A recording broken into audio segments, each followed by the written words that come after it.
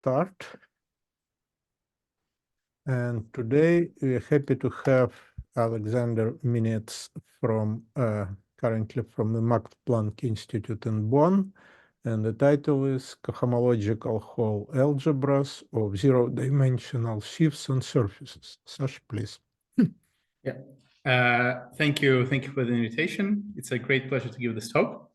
So I will be mostly talking about our recent preprint with Anton Mellit, Olivier Schiffmann, and Eric Vasserot, which is available on arXiv. And yeah, it is going to be about these cohomological whole algebras of zero-dimensional sheaves and surfaces. But let me start with some kind of motivation, which maybe will not inform that much of the talk, but is motivation nonetheless. So suppose we start with some smooth quasi-projective surface.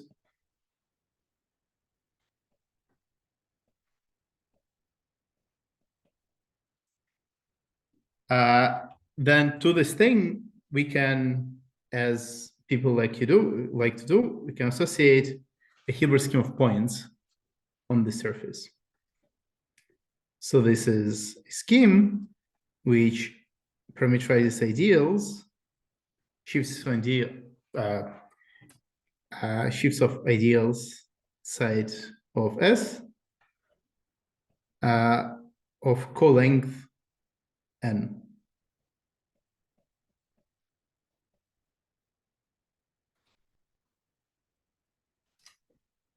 So this is Hilbert scheme of points.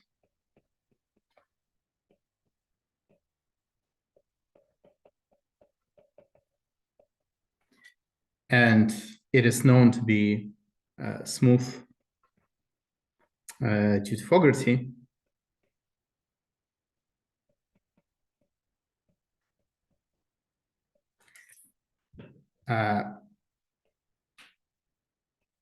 And one natural question one might ask, and that has been answered many, many times, is what is the cohomology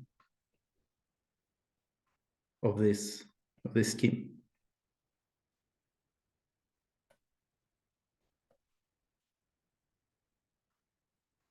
And historically, a very helpful perspective on this question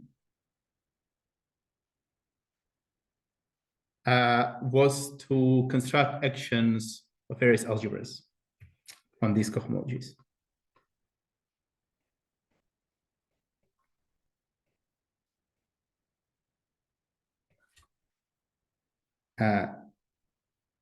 So first of all, there is a seminal theorem of Nakajima,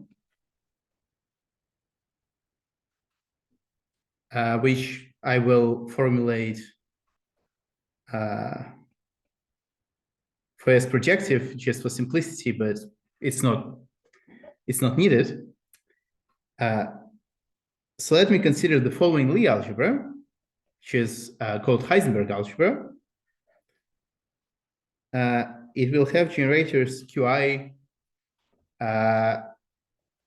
colored by lambdas. So I is going to be a non-zero integer. Lambda is going to be an element cohomology of our surface, and one additional element C. And the relations are that C is central, and that the commutator Qi and Qj, they're going to vanish unless I is equal to minus j. And in this case, it is going to be some multiple of our central element,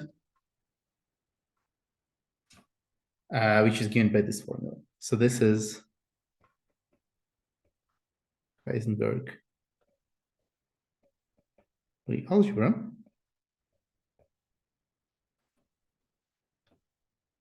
And what Nakajima has proved is that this algebra, or if you want universal enveloping algebra of it, act on the sum of cohomology groups of Hilbert schemes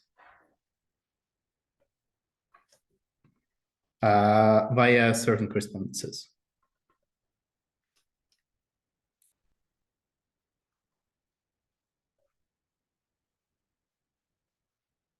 And the correspondences are easy to write down.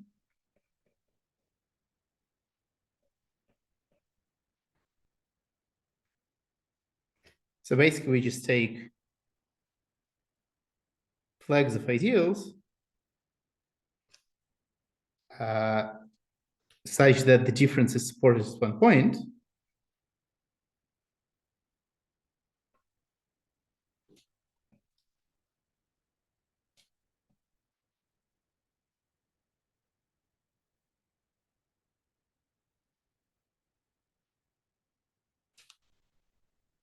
And then the maps are something like this goes to X and J, and this goes to I, or you can swap I and J, depending on which way you go.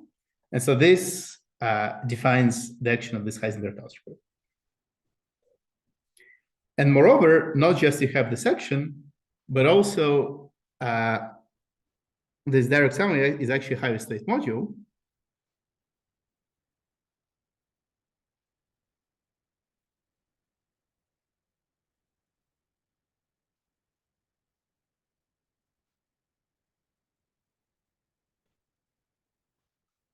And so this gives us quite quickly the formula for the Poincare polynomials for our Hilbert schemes of points, which is going to be just a plathistic exponential of Poincare polynomial of the surface itself. Sorry. T. And plathistic exponential, if you haven't seen it before, is just you should think of symmetric power of some vector space. So this is first answer, but you can ask about something else, about something stronger. So this told us what these cohomology groups are as vector spaces. But what about the ring structure?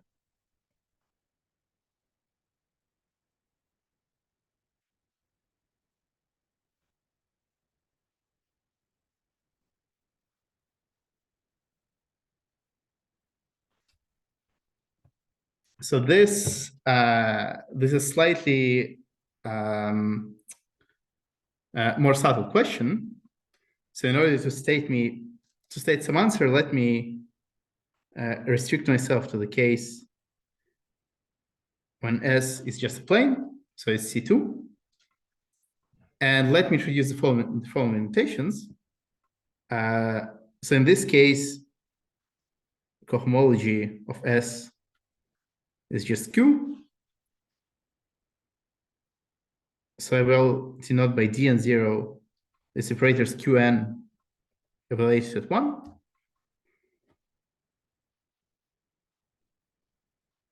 And by D0n, I will denote the operator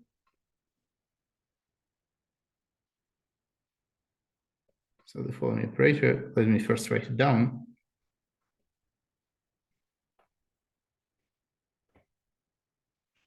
So what I've written here. So the cohomology of the surface, are you just doing the singular cohomology or with the compact support? Right. It is, it's just usual cohomology, and okay. Yeah.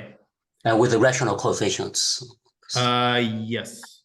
I don't want to think, even if you like complex coefficients, I don't want to think about anything.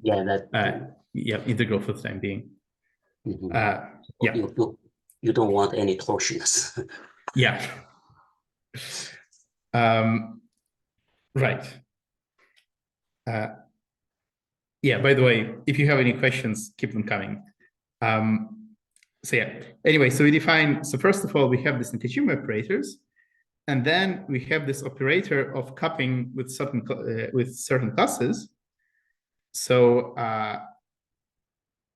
so we have this universal ideal sheaf.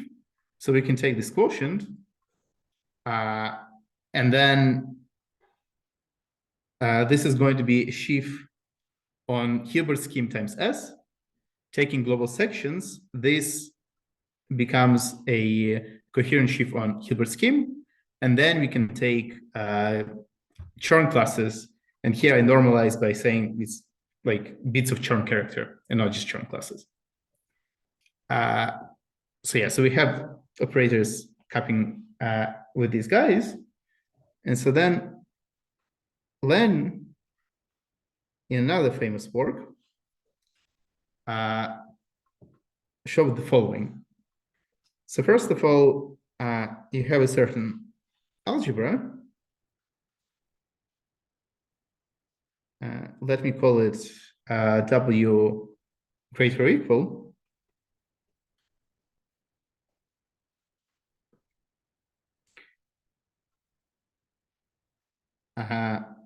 And it is going to be generated by the operators dn0 and d0 and above. And the relations are going to be as follows.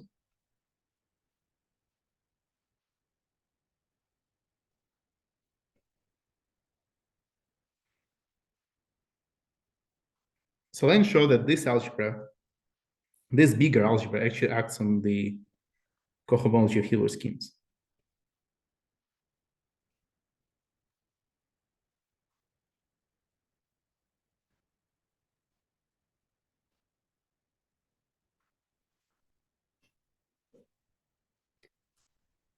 And moreover,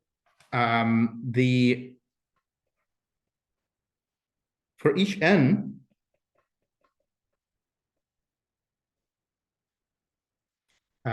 this cohomology is generated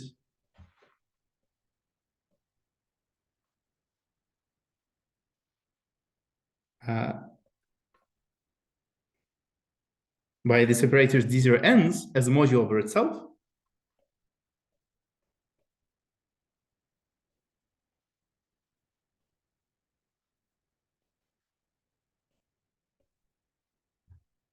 And their action in terms of QNs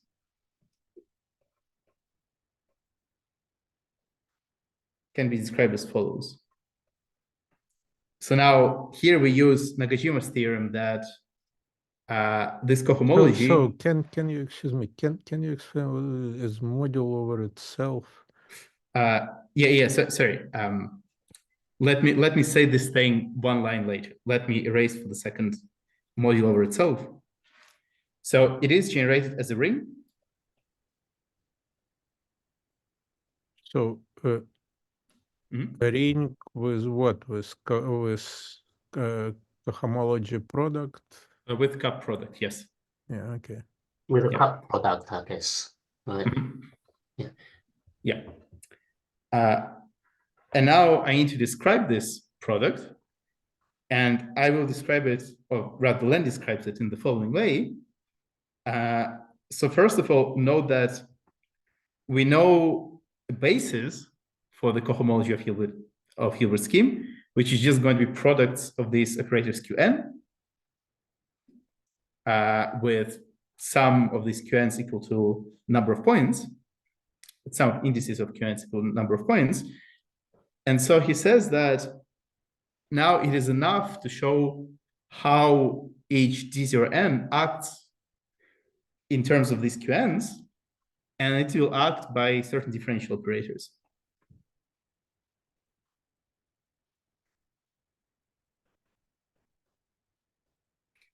So I will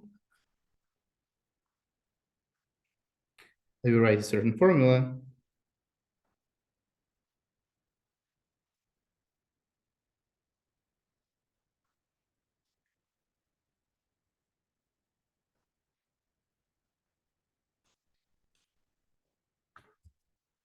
convert this.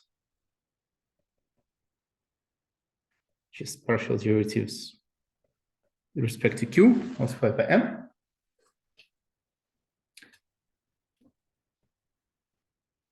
And so out of this, like one can stare at it and get some kind of expression.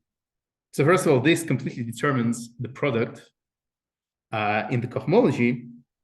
So the cup product, sorry, the ring structure of cohomology of Hilbert scheme of points.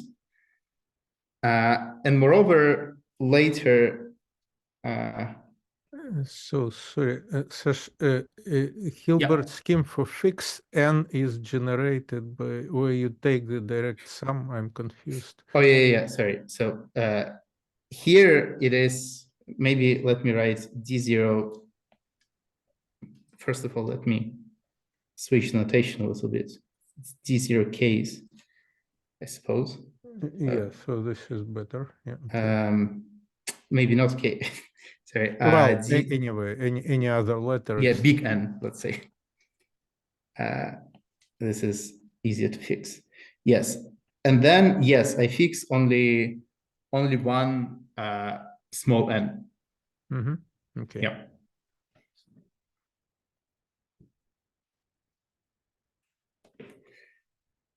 Or if you like, you can take the sum of overall n's, but each summand will be preserved by operators d0n. You can say it both ways. Yeah, in any case, Lehn and Zorger later proved similar result for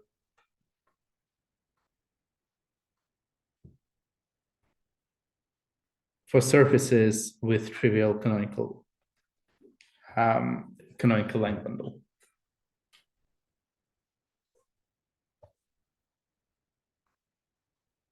And so I guess the question that I want to ask is, or ask and answer, is how to generalize all these considerations to other moduli of sheaves on surfaces.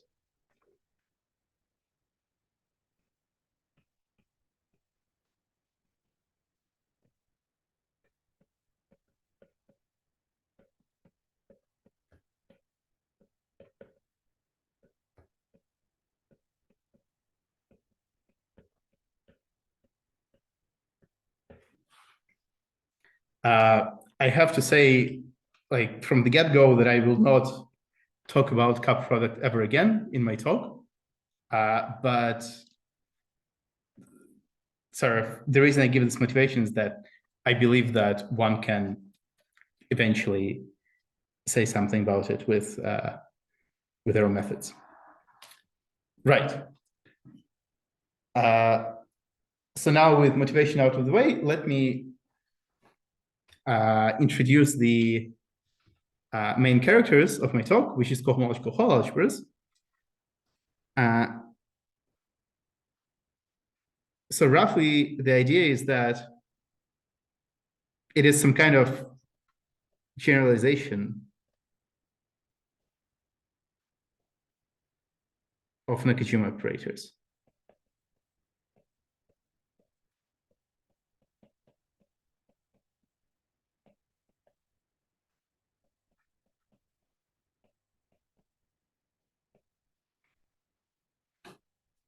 And before going into some technical details, the rough idea is as follows.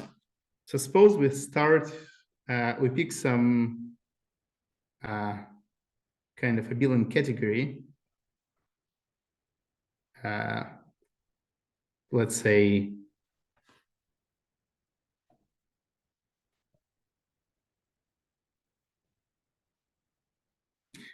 K linear, where K is C, but I will swap it out for a second a little bit later. And suppose that it has a nice moduli stack of objects.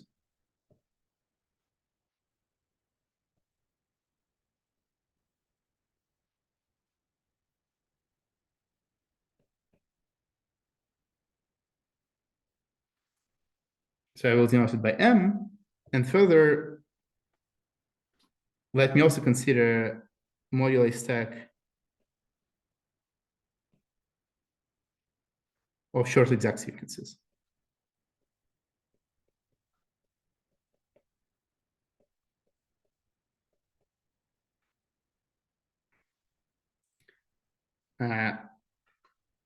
Then, as with Nakajima operators, what I could do, I could write the following diagram, following correspondence, where I take my short exact sequence and I send it on the right to the middle term and on the left to the terms on the side.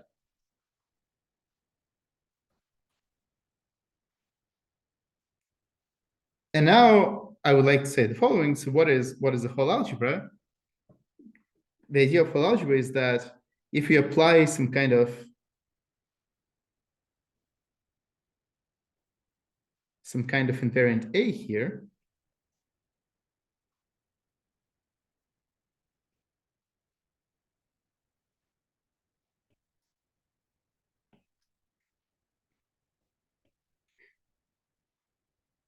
then pulling and pushing along this correspondence will give us some kind of product.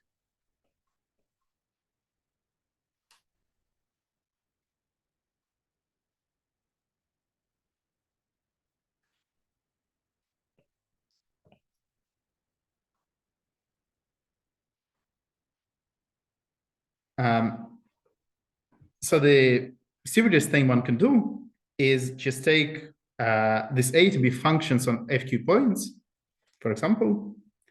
So suppose, assume that it's FQ linear for a second, or category.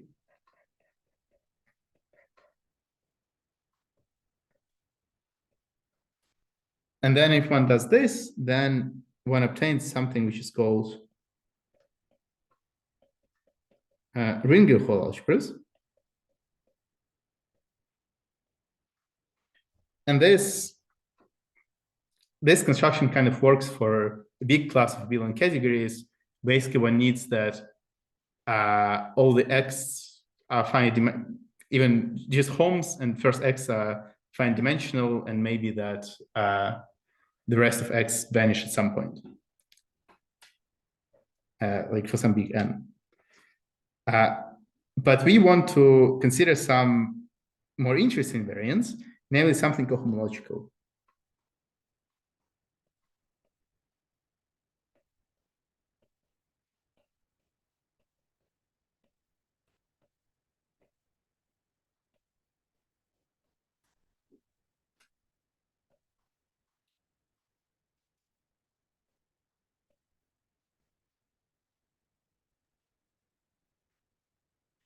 So in this case, typically one needs to put a lot of restrictions, a lot of conditions on the category that we start with, just in order to make sense what it means to pull back.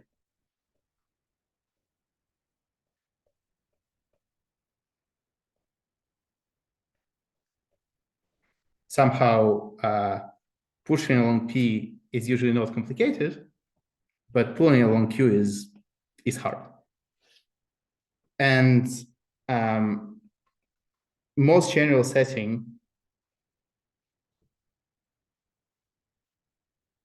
that I know of where one can make sense of this is when C is a tricolor category.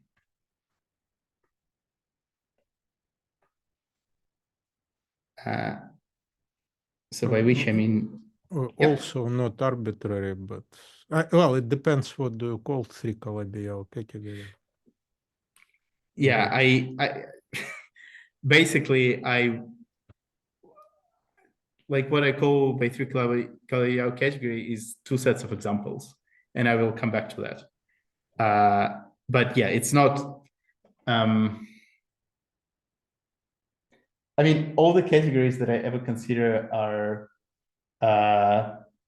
modules over sheaves of algebras.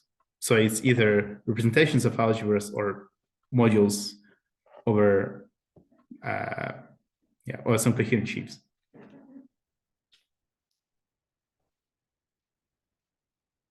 Yeah, but I am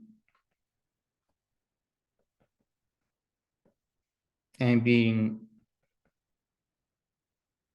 purposefully vague here. So three-clave sort of on the very basic level, three-clave condition is that you have this duality between X groups.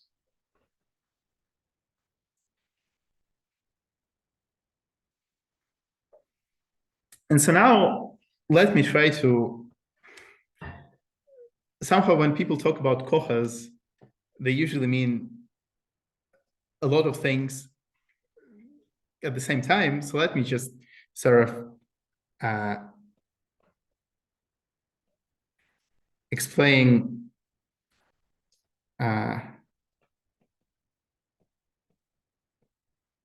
what different people mean when they talk about COHAs.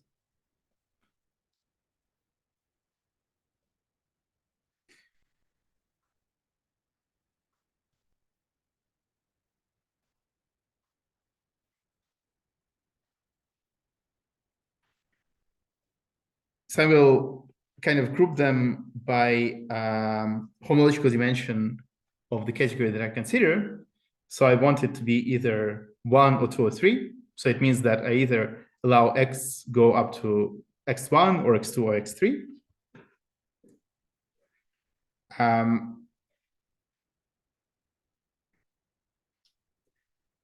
Then I said that I wanted to put some kind of, take some kind of cohomological invariant. And what happens that if homological dimension is 1, then the map Q is smooth. It's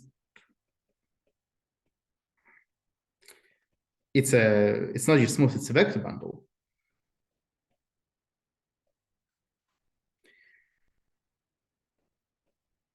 And so for this cohomology theory, we can just take the usual cohomology.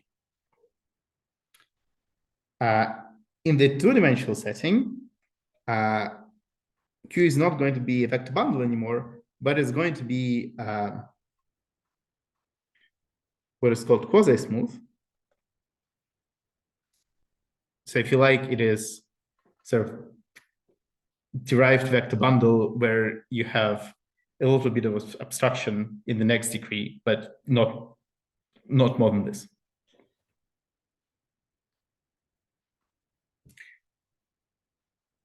So in this case, one needs to take not the cohomology, but rather cohomology of the dualizing sheaf,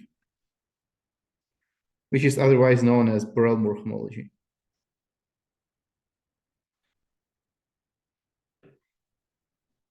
And in 3D setting, I will have to be even more sketchy. In this setting,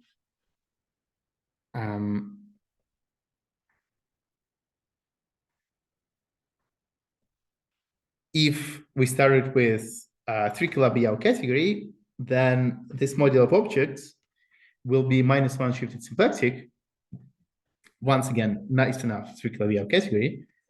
And in this case, there is a certain sheaf, certain constructible sheaf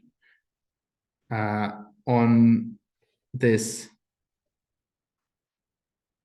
moduli, which is called sheaf of ancient cycles. And one has to take cohomology of this sheaf. And this thing is otherwise known as critical cohomology of M. So this is kind of, this illustrates that as we go higher in homological dimension, sort of the cohomological invariant that we need to take gets more and more complex, more and more complicated.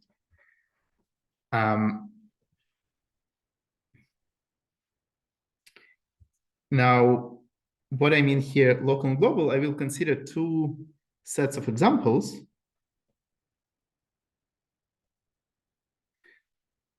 So by local, I mean some category associated to quiver representations. And by global, I mean categories of coherent sheaves.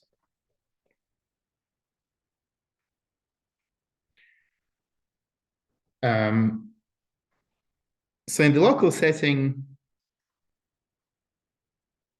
what one can do, one can take a quiver, a symmetric quiver, Q, with a potential W associated to its certain algebra called Jacobi algebra. And representations of this thing will give us a 3-kilobyte category. And this is,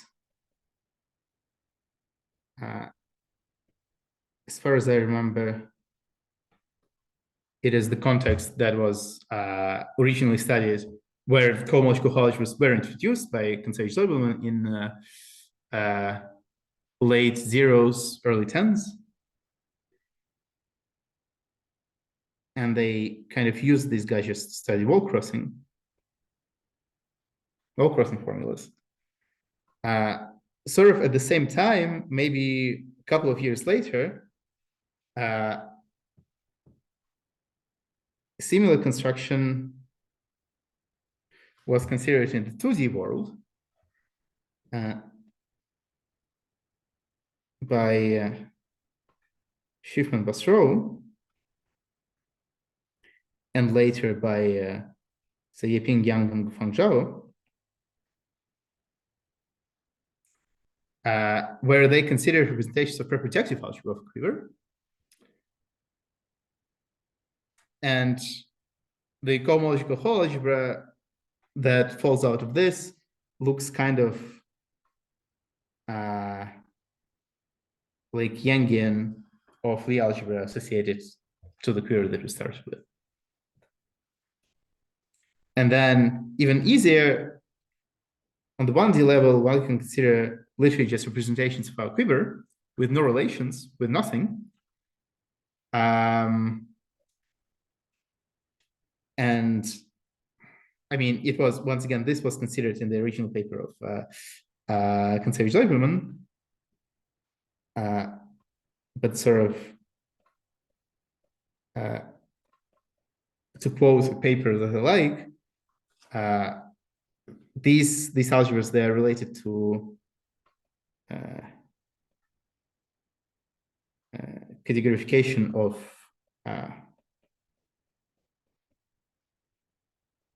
the quantum group CH2 quiver. This is due to Przydzeski. Can you give the archive number if you remember for this last one? Yeah, because I never seen it. Oh, it is. I don't remember archive number, but if you this guy Tomasz Przydzeski, he doesn't have that many papers.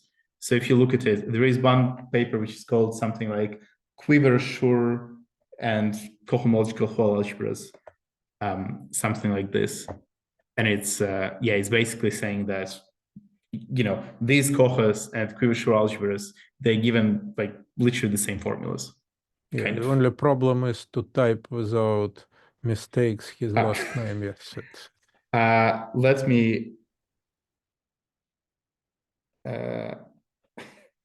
Let me write it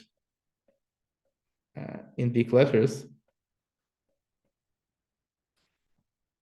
Yeah. Yeah, I can look it up. I can look it up and send you later if you like. Yeah. Okay. Right. And so then on the global side, so you have things like coherent sheaves over a curve, coherent sheaves over a surface, and coherent sheaves over a 3-manifold. So say 3 kilobyte.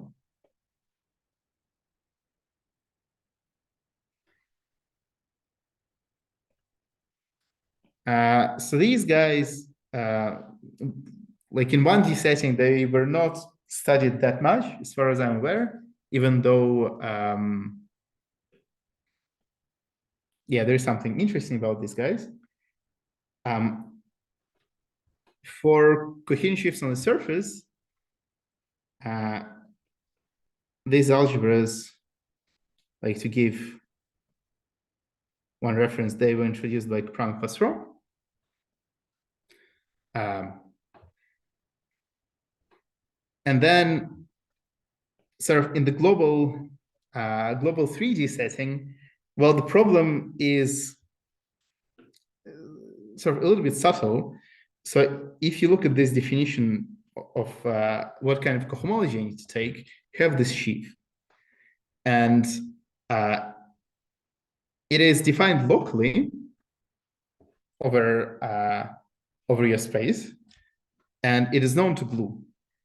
However, it is not known if all the functors that one can consider are compatible with this gluing.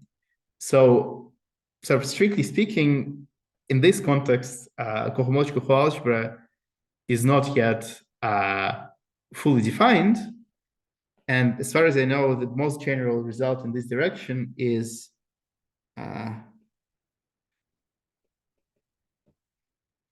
recent paper, or it's not, I guess it's not yet published. They have this preprint, which is not an archive, where they announce their results. You mean Deal and Kinja? Han and Kinja? Yes. Yeah, okay. Yeah, they published something preliminary, which probably kind of. Yeah. I mean, I don't doubt that it's fine. They have this thing on the website of Atil, but they sort of like skipped over some proofs, basically because they didn't have them in the generality that they wanted. But last I heard, they actually have them by now. So probably it's going to, like, definitive version will appear in a couple of months. I assume. Yeah. But yeah, so they work with so-called local, the case of local surface. So when our 3 variety, it's the total space of canonical line bundle over some smooth surface. And for general M, one needs Joyce's conjectures.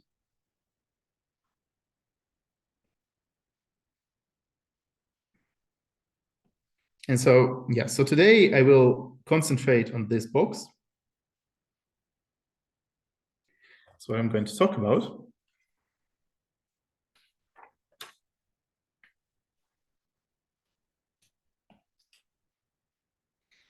Right.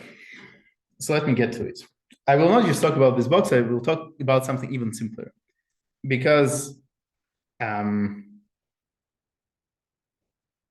if I take general surface, CoHA is just too big in some sense. I've noticed that I think a couple of weeks ago, you had a series of talks by Lucien Hennekaf, and he might have explained why this CoHA is big, like how big it actually is. So because of this, like to get something nice and algebraic, let me concentrate on something much simpler.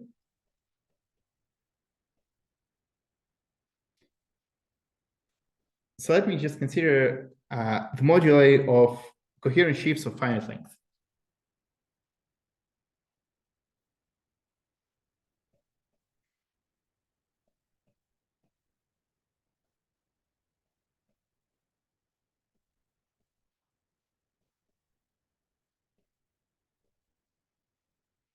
Or I guess I have written n, so let's say of length n.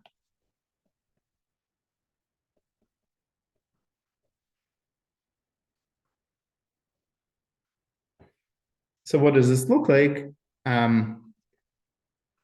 So if, for example, if n is equal to 1, then the sheaf is just determined by its support.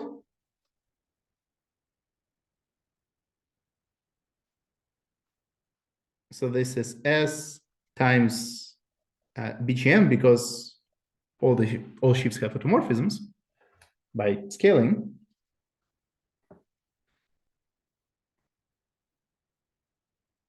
Then if my S is the plane,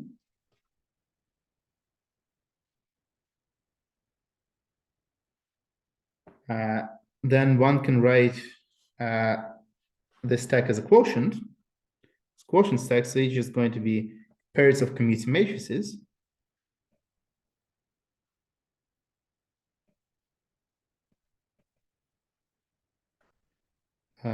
Modulo simultaneous conjugation.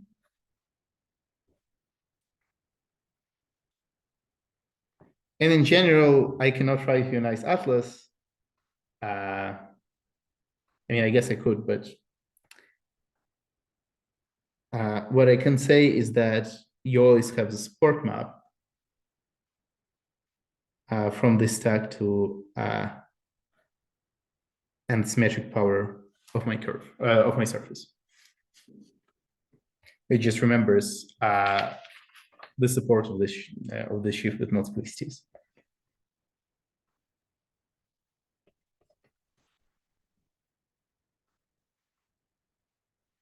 And so I will consider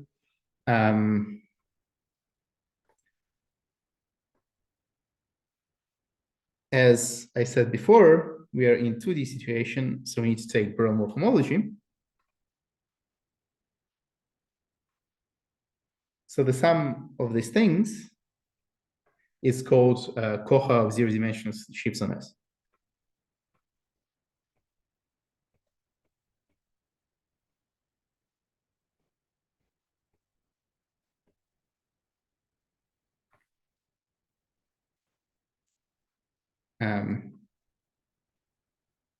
So maybe very brief historical remark. So once again, initially it was introduced by Schiffmann and Vasserot for A2.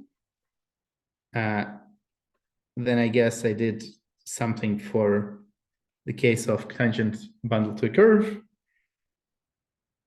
And then, I mean, it fits in general framework of Vasserot, but specifically this thing for general S was studied by Yu Zhao. So this is our main player. And let me quickly mention a certain variant of this thing, which is, I mean, maybe it will not be that important in what I'm going to say, but it is important to have it. So let me draw a little picture. I will drop S's for simplicity. So the product in this cohomological whole algebra is given by the diagram as before.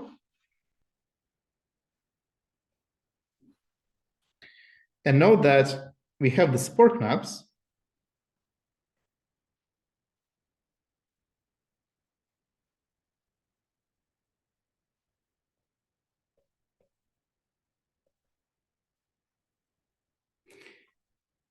Here we have this union map.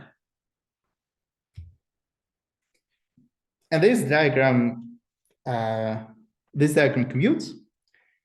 In particular, this allows us to define a so-called compactly supported CoHA.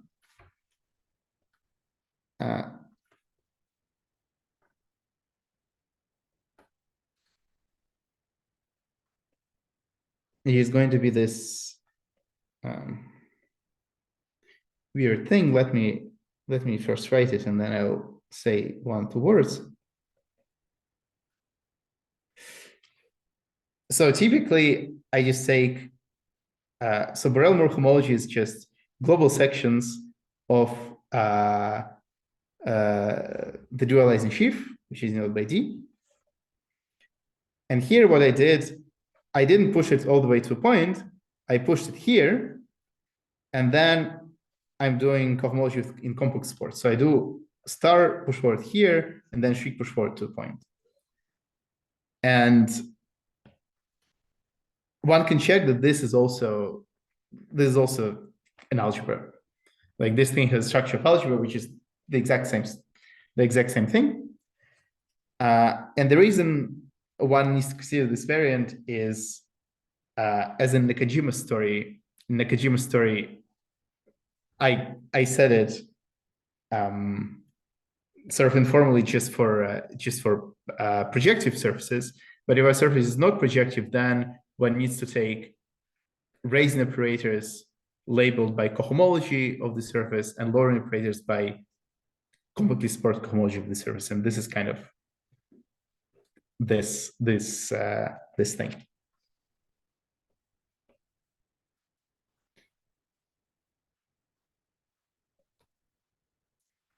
And a quick remark is that if I take my surface, which is not necessarily projective, and I take some smooth projectivization, smooth compactification, then we will have morphisms of algebras like so.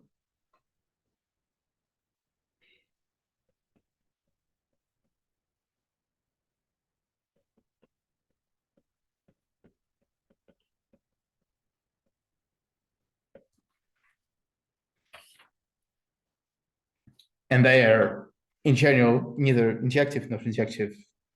Yeah.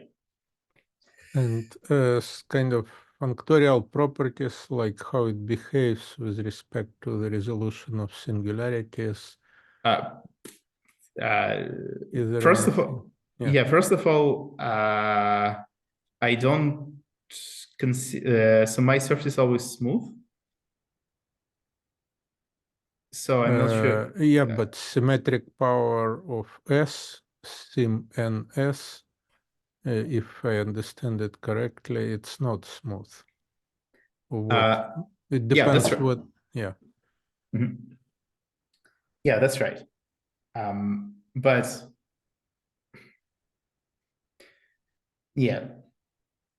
but this is somehow not a problem for me. Okay. If you like, another way to phrase it is that all these COHAs can be considered relatively over this sim NS, and these sim Ns, they are they might be they are singular. I don't really care about that, but then I consider them sort of relatively, and then I can either apply star push forward to a point or shriek push forward to a point, and I get slightly different algebras. But yeah.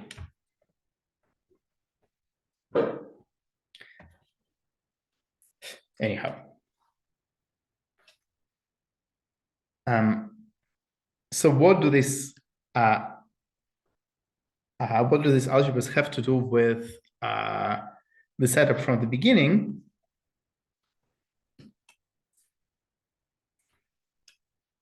So in some sense,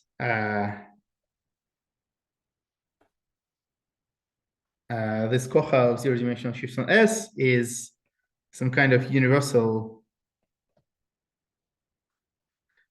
algebra of Nakajima-like operators.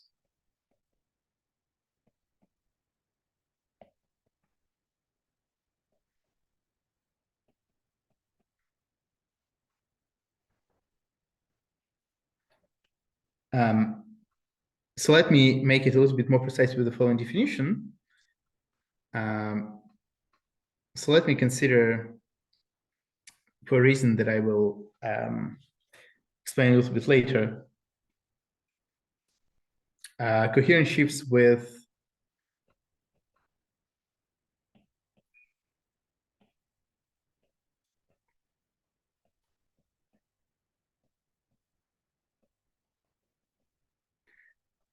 no finite length subsheaves.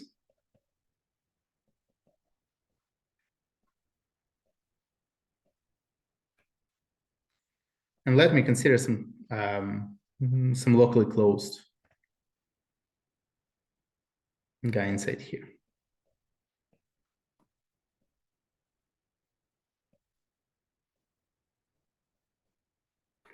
But then I say that X is a Hecke pattern.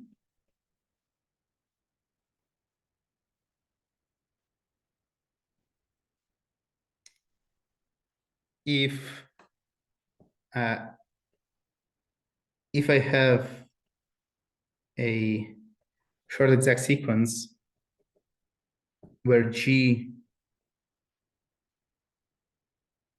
is a finite length and F is an X, then E is an X.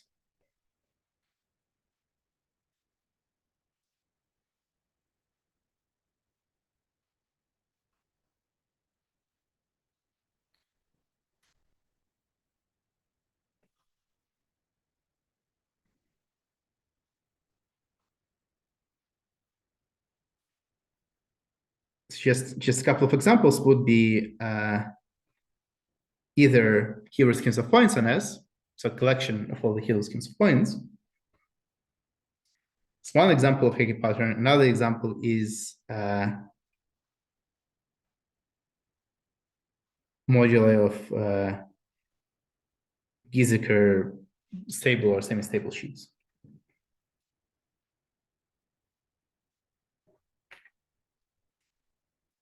So then if you have this Hecke pattern, then we can write the correspondence in the same way as we did before. So, so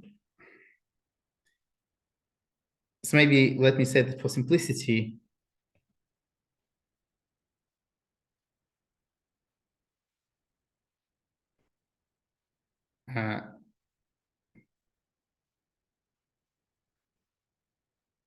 let me say that all sheaves in F in X have fixed rank and first term class.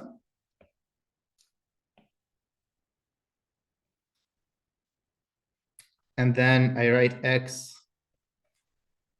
as a disjoint union over a second term class.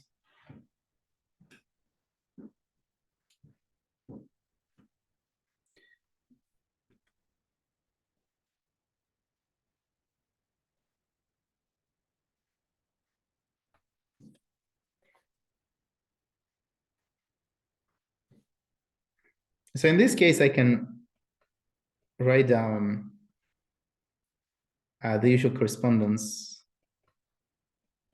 that I like. Let me call this guy flags KN. And now in this correspondence, I can pull back by the usual reasons, and I can push forward because this Hecke pattern condition ensures that this map is proper. And so one can check that out of this, we get the action of our cohomological whole algebra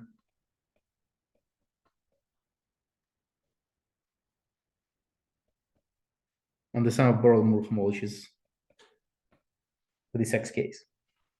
So this is what I mean that by saying that CoHA is this universal algebra of Nakajima-like operators, because yeah, it acts on any reasonable on Borel-Moore homology of any reasonable moduli.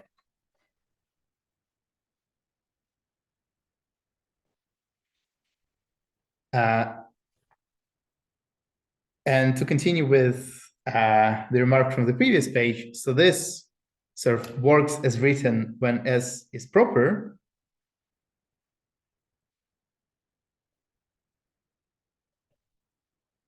But when S is not proper, there is some kind of trichotomy, by which I mean, if I require slightly different conditions on Hecke patterns, which I will not specify,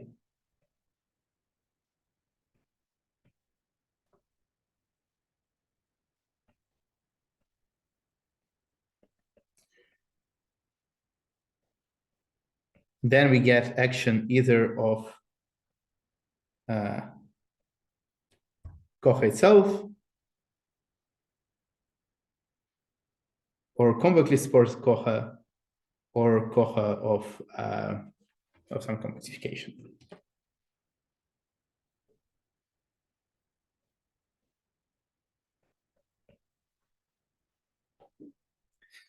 Right. Great. So this is the setup. And now let me tell you something about this action.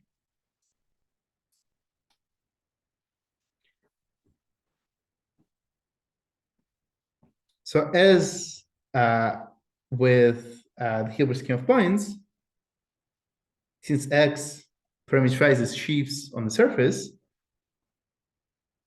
we have a universal sheaf, X times S.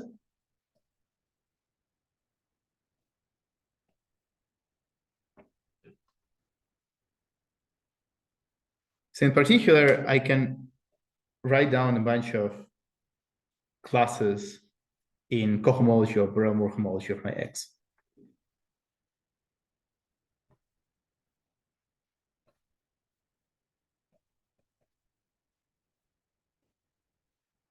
So I can just take Chern classes, my universal sheaf, copy it with some class coming from S.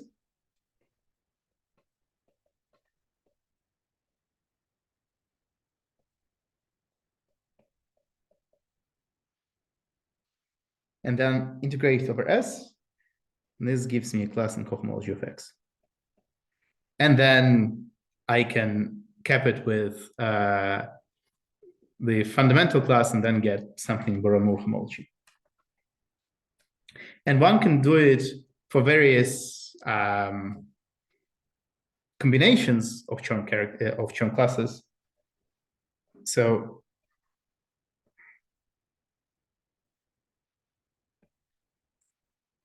this is a little bit technical, but if I take any symmetric function in written in terms of power sums,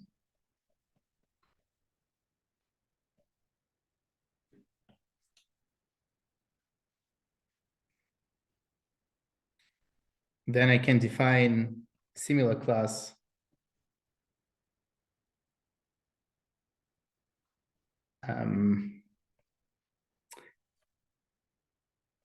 like so.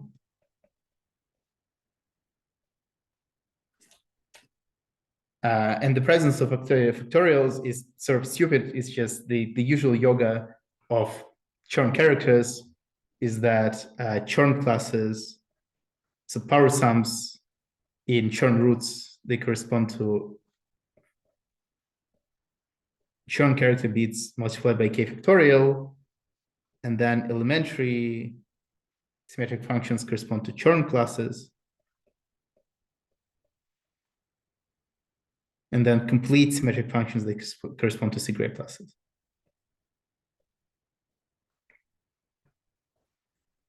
Anyway, so we have a bunch of cohomology classes for our head pattern. And let me now consider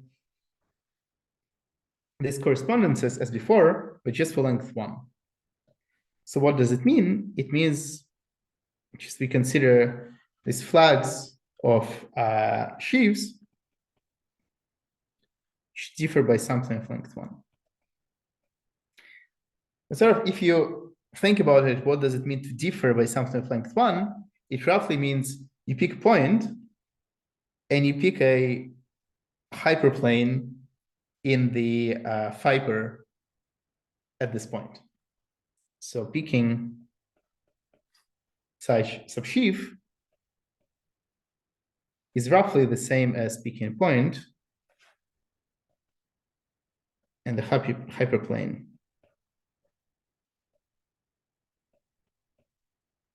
in F restricted to this point. And so this means that this this flag variety is nothing else than just projectivization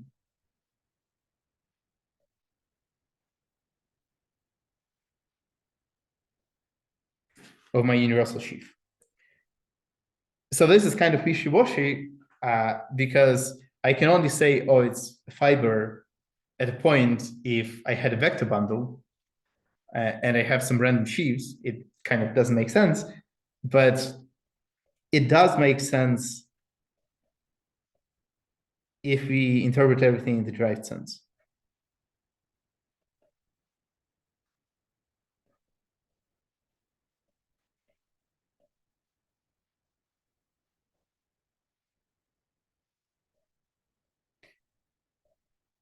And it was written down explicitly by Qingyuan Zhang. And this is exactly where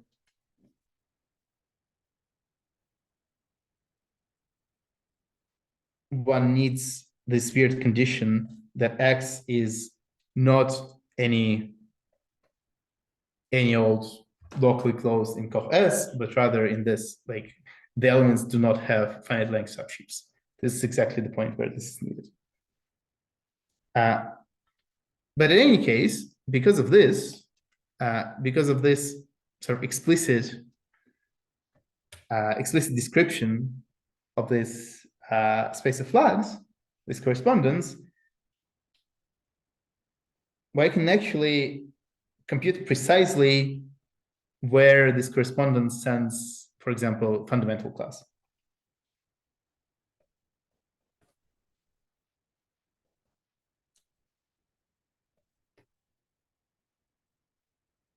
So if I pick some element of my CoHA in degree 1,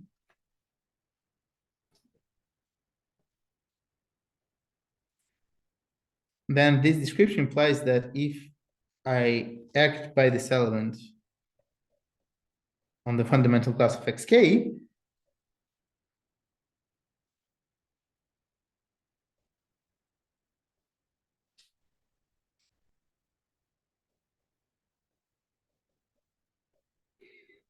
it's going to be given by this formula, where this h is the same h as here.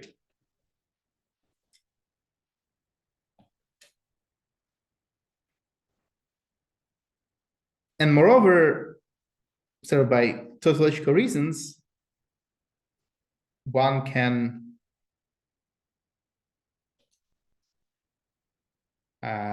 compute commutators like this.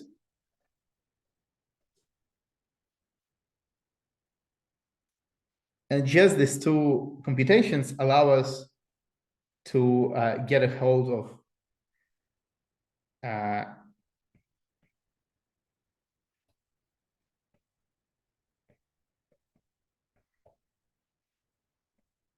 sort of explicit description of this cohomological algebra. Let me write down this description.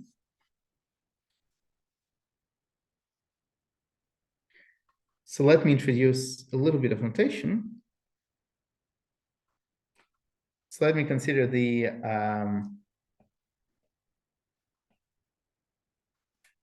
diagonal of my surface, and then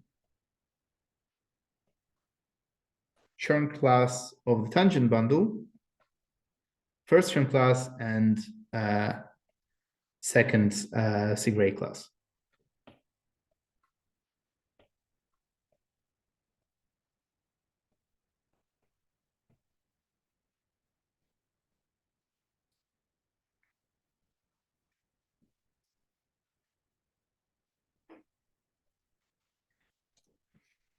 Then I define W of S to be the algebra generated by generators psi n and Tn, where n is non-negative and lambda is an element of cohomology of S, modulo a bunch of relations. So first of all the psi's commute.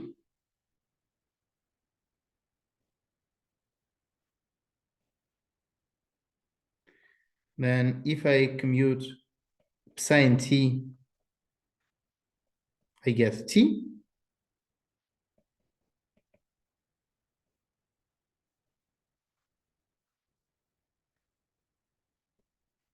when I compute t's, I can transfer the labels.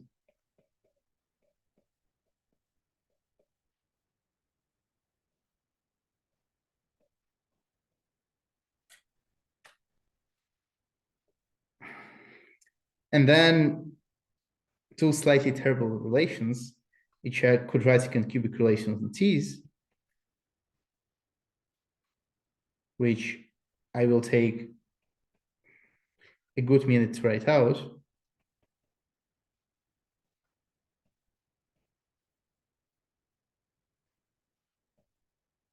So it has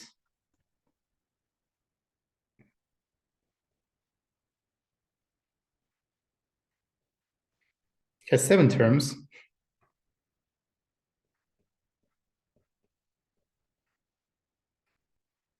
6 of them are commutators.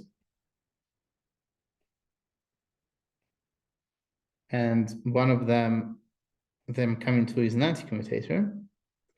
And this is where I put my classes C1 and S2 and delta that I defined above.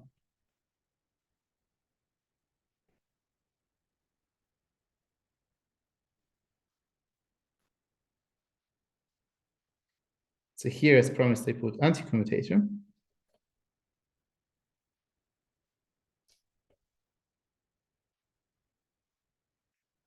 So this big sum is 0. And then I have a cubic relation which basically says the following. If I take this commutator of 3 elements, of 3 t's,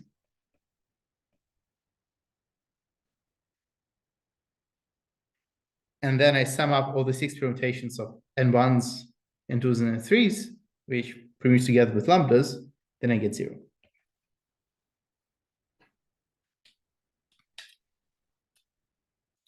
Right. So this is the algebra, and also it has the subalgebra generated just by t's.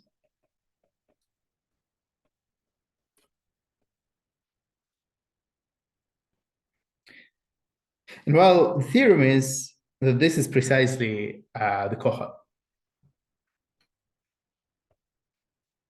So under a technical assumption,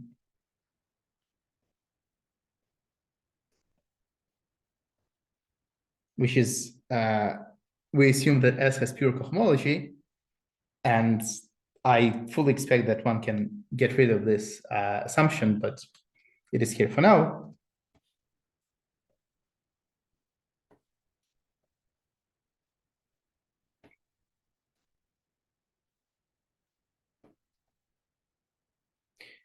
So in this case, we have this isomorphism of algebras.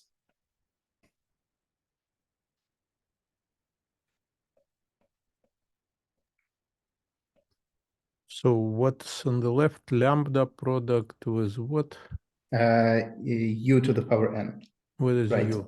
Right. So this element sits in say cohomology, which I identified with Baron homology in this case, of coh 01s. So what is this thing? Coh 01s is just S times BGM. So this is just cohomology of S times cohomology of BGM. And cohomology of BGM is just polynomial seminal variable, and I call this variable U. So this is U to the power n, and lambda is usual. It's in the cohomology of the surface.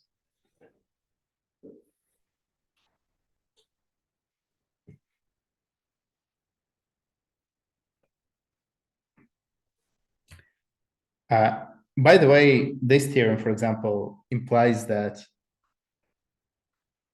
CoHA is chain raised in degree 1. or as lingo goes, spherically generated.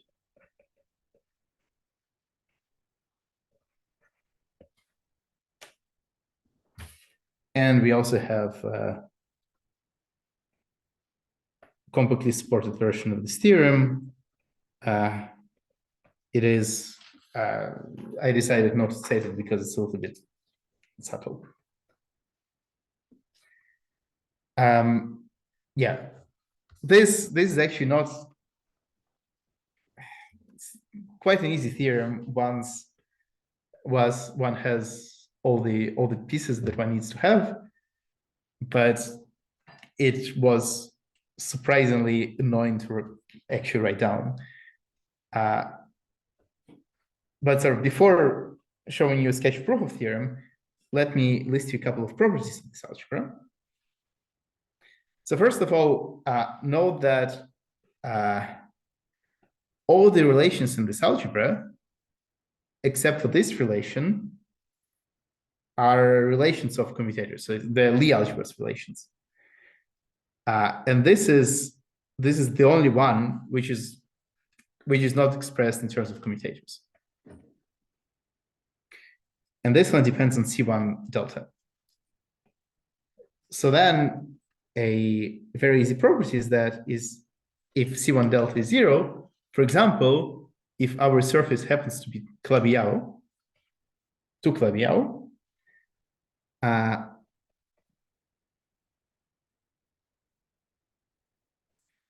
then this algebra is universal Mellit algebra of some Lie algebra.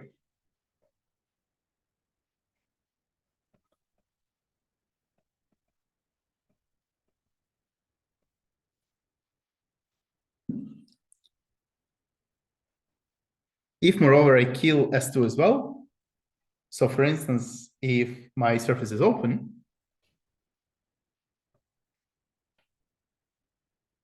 then this Lie algebra is almost identical to Lehn's algebra.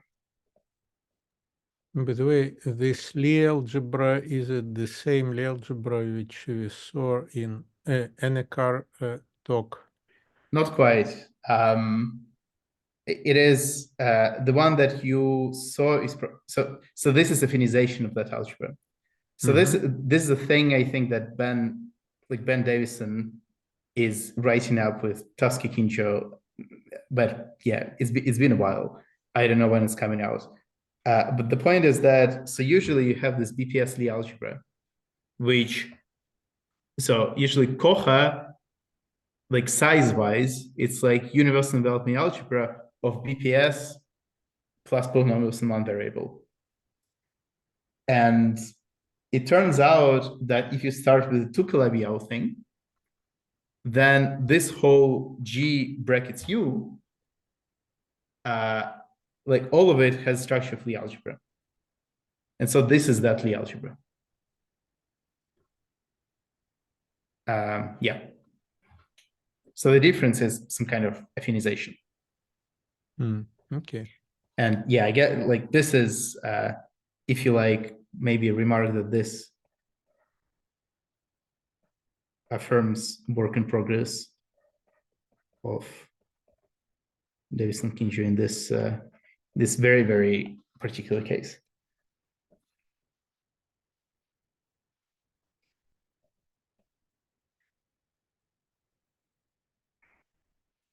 So maybe it's even easier to state it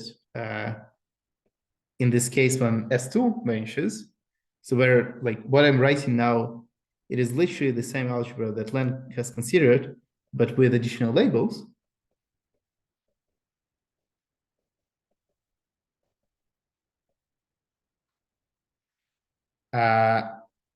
So the algebra, so if the algebra that Lucian was talking about would be the algebra generated by DM zeros.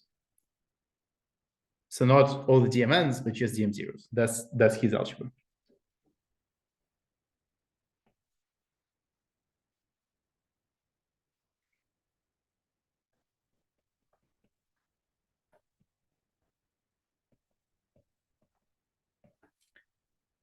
Right.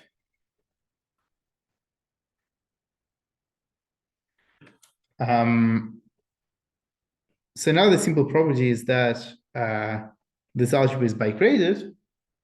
So we have cohomological grading, and then we have, maybe it's easy just to write it out.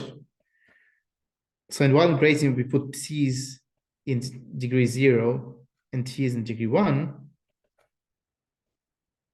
And then you also remember cohomological grading, which is going to be something like 2n minus 2 plus degree lambda minus 2 plus degree.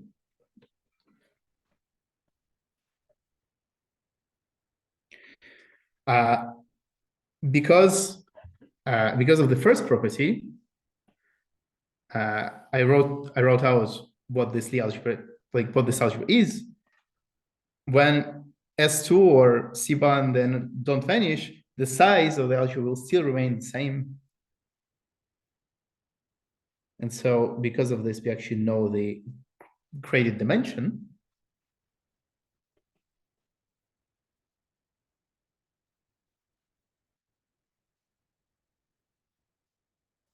Which is going to be like so.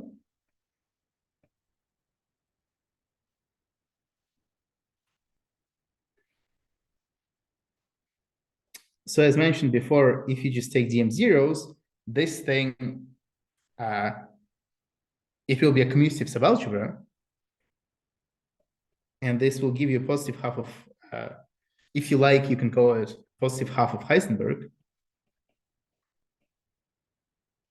So what do you call dimension? Sorry.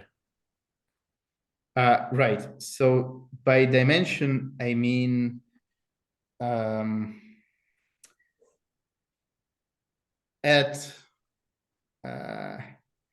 so The left-hand side is some series, yeah. yeah. So you The have right-hand side, yeah. So it's yeah. character or what? So yeah. So W corresponds to the first degree. So there's 0, 1, and Z corresponds to the second degree. Yeah, I mean just in the left-hand side, you write dimension. Oh yeah. You mean the generating function for the Poincare, whatever. Yeah. Sorry.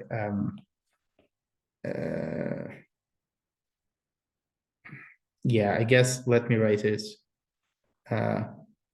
Poincare in W and Z over this thing. Maybe that's better. So it's graded dimension.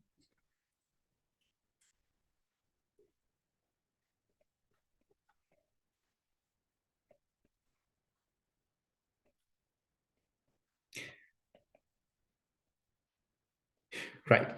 So this algebra contains half of Heisenberg, which means just big commutative subalgebra, but also slightly less trivially, it contains half of Vasserot. So one can always define certain elements dm1, even if we don't have these vanishings, and this will give us half of Vasserot algebra.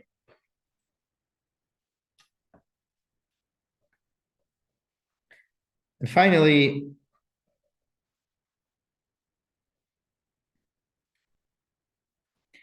for any Hecke pattern, because of the formulas that we've written down, it will act on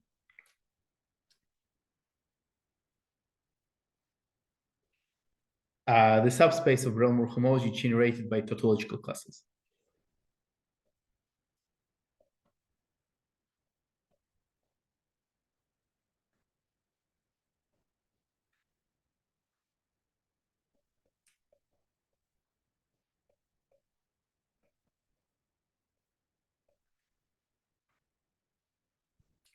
Right. And so now with all these properties, let me sketch the proof of the theorem.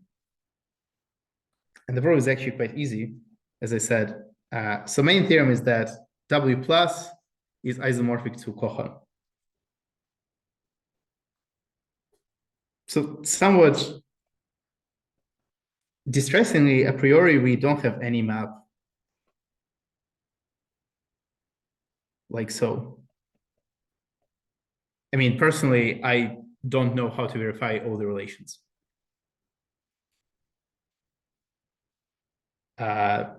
In full chain reality. So say for toric surface, it's easy to verify these relations, but in general, it's not so easy.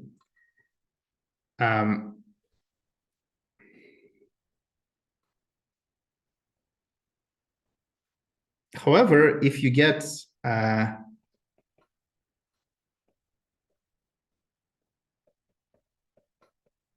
your Hecke pattern, you can write the following slightly tortured diagram. So you had this map. This was element of W plus. This was element of my CoHA. I don't have a map.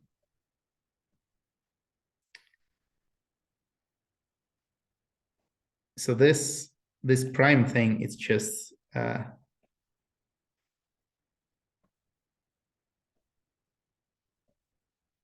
subalgebra generated by elements in HK1.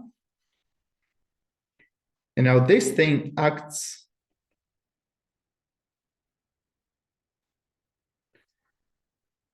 so let me write V is going to be Brownmore homology of X, and V tout is going to be just the tautological subspace.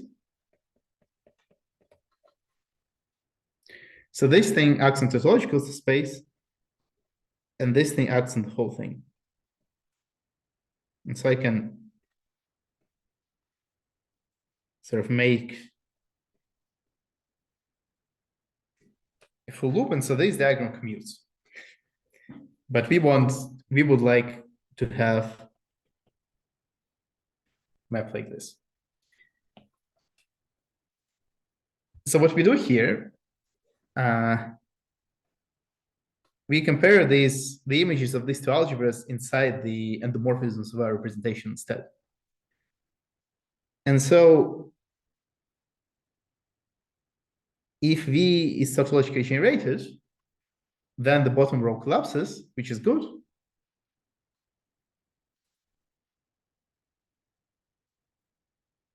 And if representation of W plus is faithful,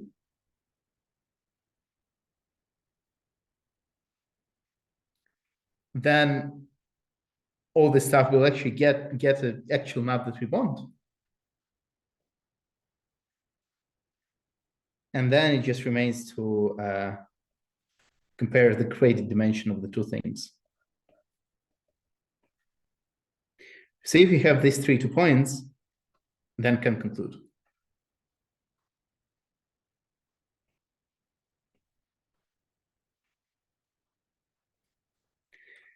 And so how does one get these points? So point number 3 was actually the dimension of cohomological cohomology was computed in Capron and Vasserot paper with factorization methods.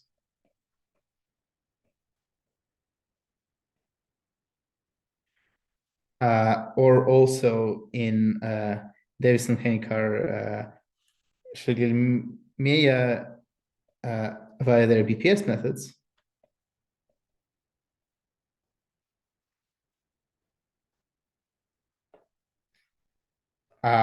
Point number 1, so we are free to choose any Hecke pattern that we like, but we don't have to go far. This holds for Hilbert scheme of points. If S is cohomologically pure, and this is basically the only point where we use cohomological purity, and one can get around it. It's just that sort of the approach becomes less like one has to work separately with Hilbert scheme of points. That's why we didn't do it, and not like all the possible Hecke patterns at once. And finally, for the second point, well, there is a funny trick. The trick is the following. So first of all,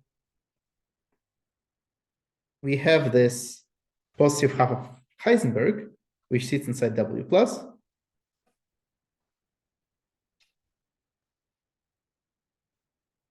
And it is known by Nakajima and, say, Lehn, that this Heisenberg subalgebra acts faithfully.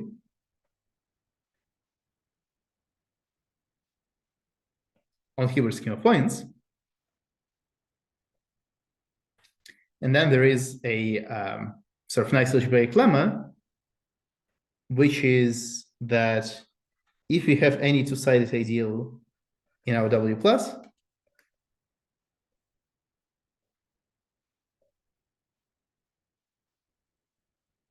if it doesn't intersect this Heisenberg subalgebra, then it's just zero. So in particular, the fact that it acts faithfully, that Heisenberg acts faithfully, implies that the whole thing acts faithfully. And so we're done.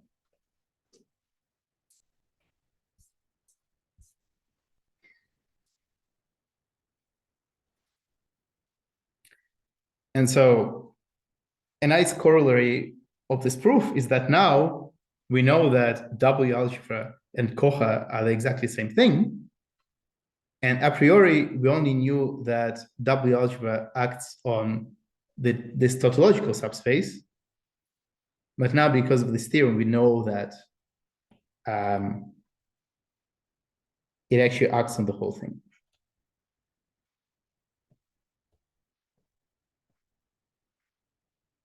So that's nice. Right. How much time do I have left? Well, it's a difficult question because now you are talking about an hour and a half.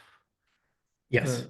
So then probably I mean, it's time to think about the end of your talk. So how much do you need? Probably not more, like in any case, not more than 10 minutes. All right. So then you have it. Yeah. Good. So yeah, I had, roughly speaking, 2 more slides. So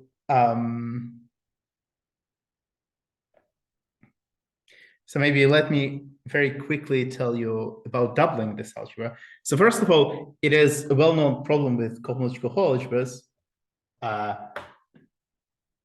In the story of Nakajima action on Hilbert scheme, you have raising and lowering operators. And for COHAs, it also would be nice to say that, oh, actually, CoHA is just half of big algebra, and like one should consider Trinfield double of CoHA, but unfortunately, in general, nobody knows how to write down a coproduct. So with this explicit description, we sort of sidestep this problem.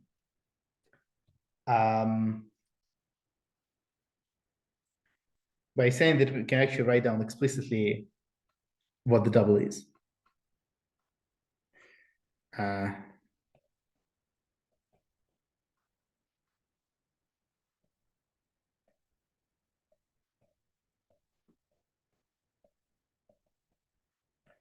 So the double is something like this. This is part generated by C's, by T's, and another copy of T's. Let me call them T plus and T minus. Such that this bit is isomorphic to my W bigger or equal, and this thing is isomorphic to the opposite algebra. So I define an algebra like this, plus one more relation, which is slightly ugly. One could write it out nicely. So this thing depends on parameter R.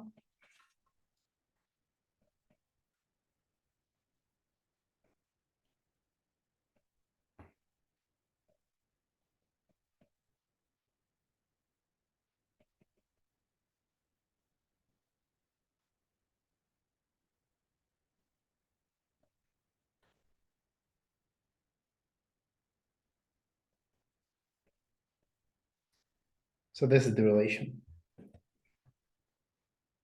And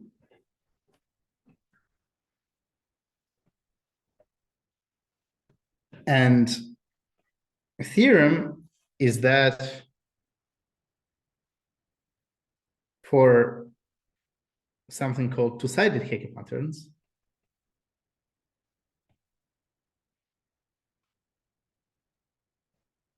which is, we had condition something like G is an X, then F is an X, and two-sided means that it goes the other way around as well.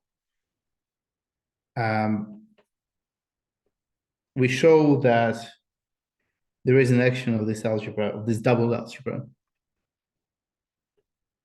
this tautological bit of Hecke pattern. And now this thing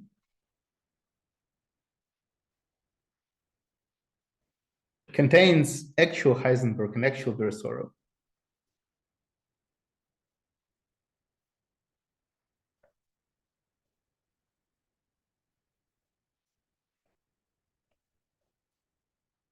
With central charge, which roughly depends on rank of sheaves in X.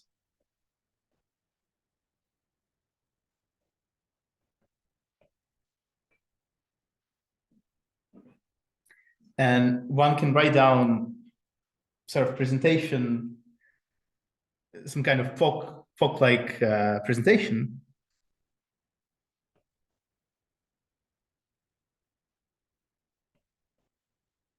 Some kind of Fock space where we see formulas from which we can recover formulas similar to differential operators of Lehn from the beginning. Yeah, so this is what I want to say about double. And let me just say a couple of words about rank zero case. So assume that I consider sheaves of rank zero. So sheaves with purely dimensional support.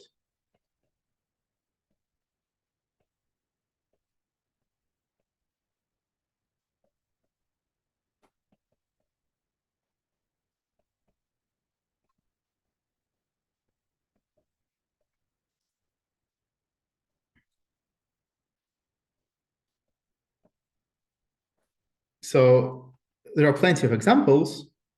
So for example, I could consider Higgs bundles, or if you like twisted Higgs bundles on total space of some line bundle over a curve.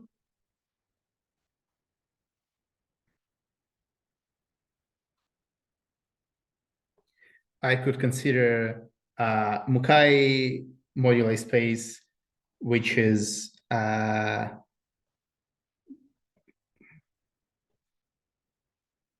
some one-dimensional, like sheaves with one-dimensional support on K3, or I could consider something like Panhard Pandey Thomas space, or Panhard Pandey Thomas style space,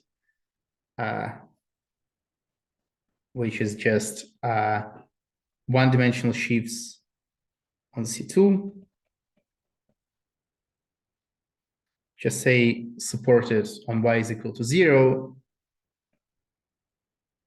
and cokernel of this map.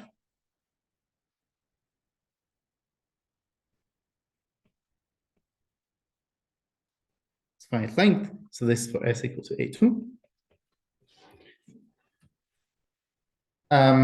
So in this case, since R vanishes and all the central charges dependent on R, it means that, as you know from representation theory of Heisenberg algebra, when central charge vanishes, you suddenly have a lot of representations. Your action on something can have big kernel.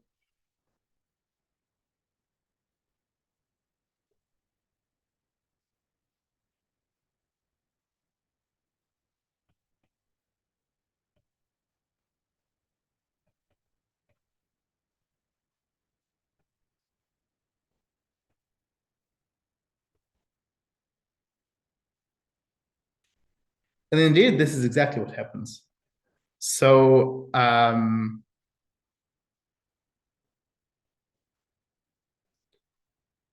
So for Higgs bundles, this manifests in the way that the section factors through something like, so the section factors through rational degeneration. I will not really explain what it is. But this was crucial in our paper on proof of P equals W conjecture, where this allowed us to sort of produce certain SL2 triple axion cohomology of Higgs bundles, which controlled cross filtration, which allowed us to prove P equals W. One can write down similar degeneration from Mukai.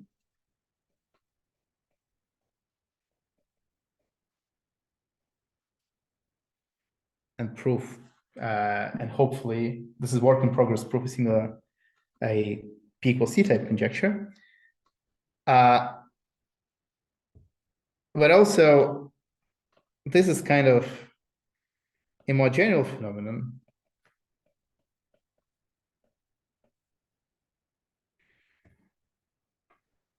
So actually what happens is that if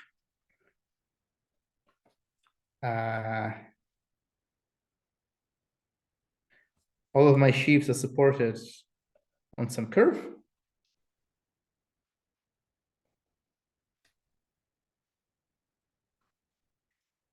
then the section actually factors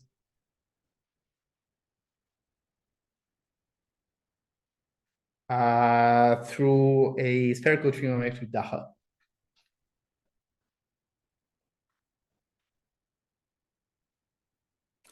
And I have to write a bunch of adjectives. So spherical, trigonometric, Daha of GLN. And not just that, but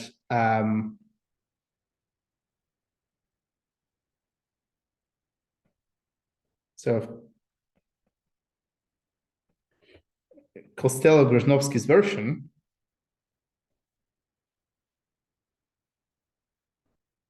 associated to cohomology of the C.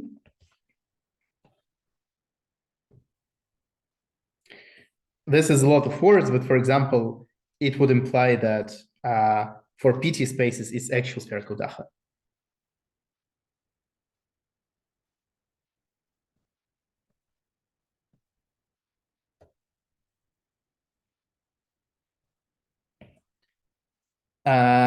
Right. And I think, yeah, that's my extra 10 minutes. I will stop here.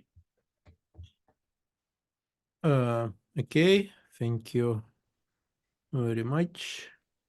Are there any questions? By the way, when you spoke about W algebras, in what sense it is W algebra? Yeah, it is. So when S is a plane, and then we consider everything equivariantly with respect to two scaling parameters on the plane, then it is this W1 plus infinity algebra. Yeah, that's so. Yeah. So then it reduces to the work of Schiffmann and Vasserot, this W whatever S, which you construct for S equal to the plane. Is it exactly the same or it's not?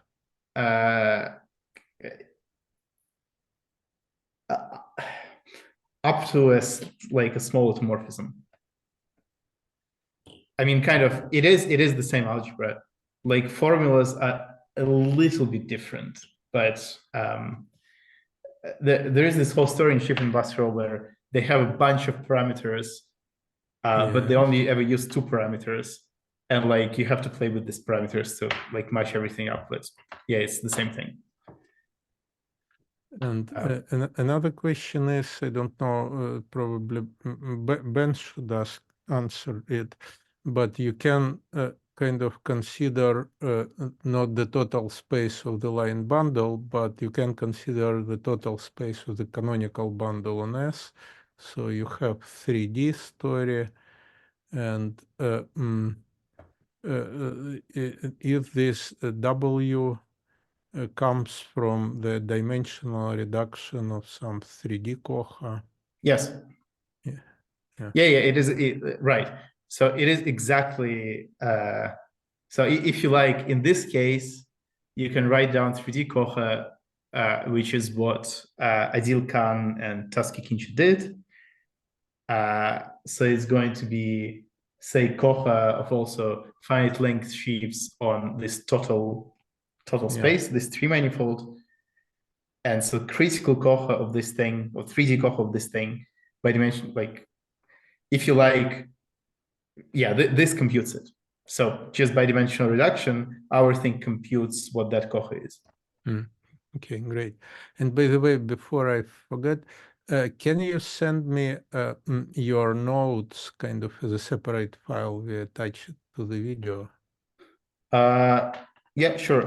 Would you like, I have these notes, or I have slightly cleaner notes that I wrote for myself. Whatever, it's up to you. Whatever you want to be available. Yeah. I'll do that. Yeah. Okay. More questions? Yes, I do have a few questions. So this is what you're talking in the two-dimensional case for the surface case, and in the one-dimensional case that you also have some sort of a Heisenberg algebra acting on the on the whole algebra. I don't know in the cohomological sense, but so for example, if you take the chronicle quiver, which does contain some Heisenberg algebras inside.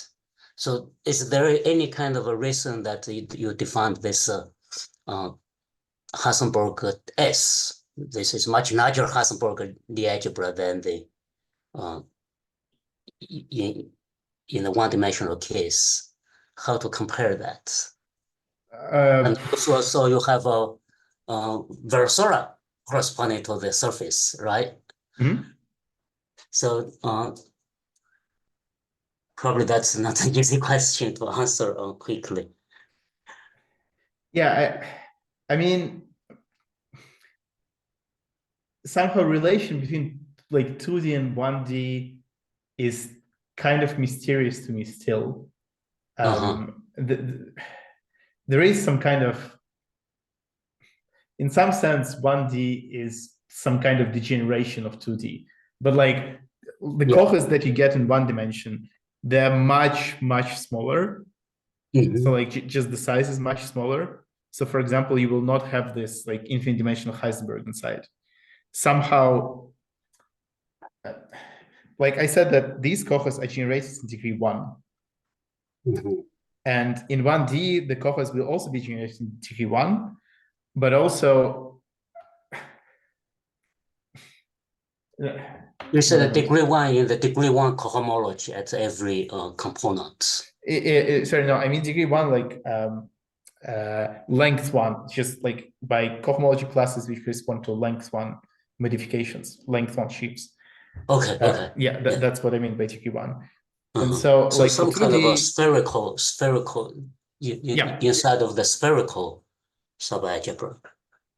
Yes. So so the COHAs, like for surfaces that we consider, they're generated in degree 1, but then they're not like if you consider them, if you want to consider some PVW bases, you need elements outside from degree 1. So as I said, you need all these DMMs. And in 1D case, it is enough to like in order to get PVW basis, it's enough to consider the things just in degree 1. So like this 1D COHAs are much, much smaller, but like the formulas for them kind of look the same, but with some parameter set to 0.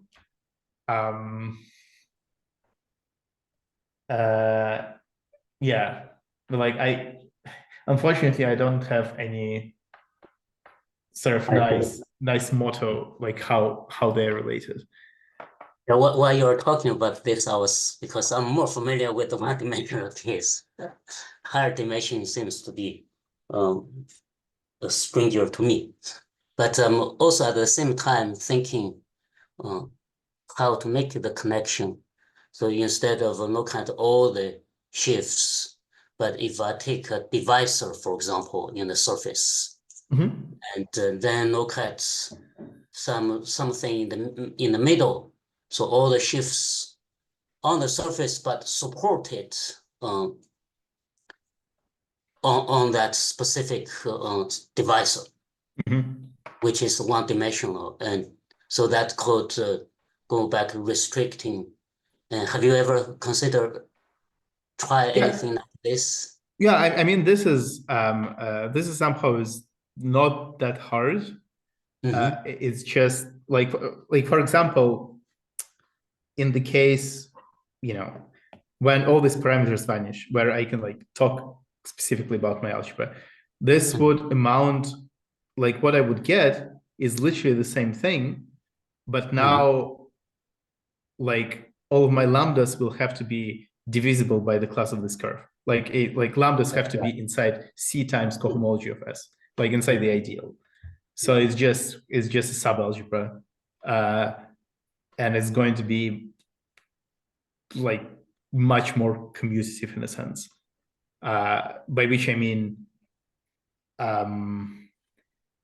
if you look at this relation, like if lambda and mu are equal to 1, then you can take any commutators, like most of the commutators, and you just get something in 0, and you can play a lot.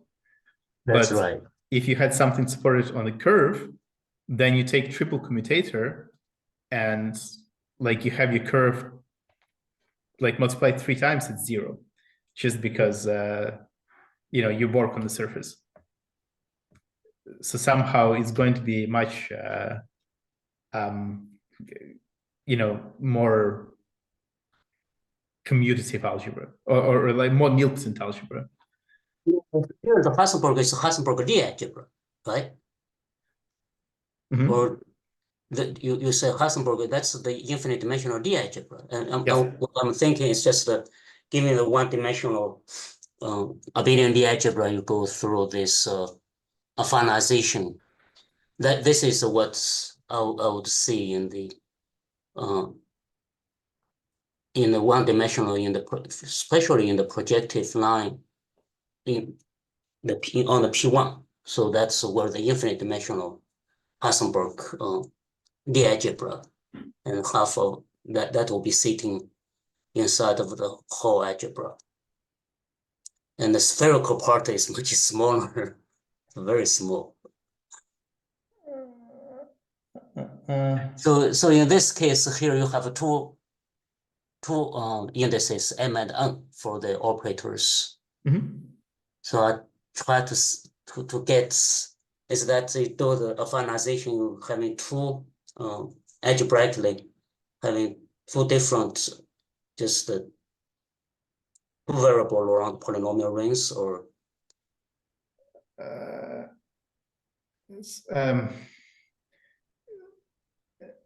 so here, like at least here it's not Laurent polynomial, so it's just polynomials. Like m and n are bigger than 0, and one of them can be Laurent polynomials, like after you go to the double, and the other one cannot. I see. So here all of them are. So this is only half of that, right? Yes. Yeah. So this is a universal inverse. Yes, this is half of that. So that will be corresponding to polynomials and with the differential operators. Yeah.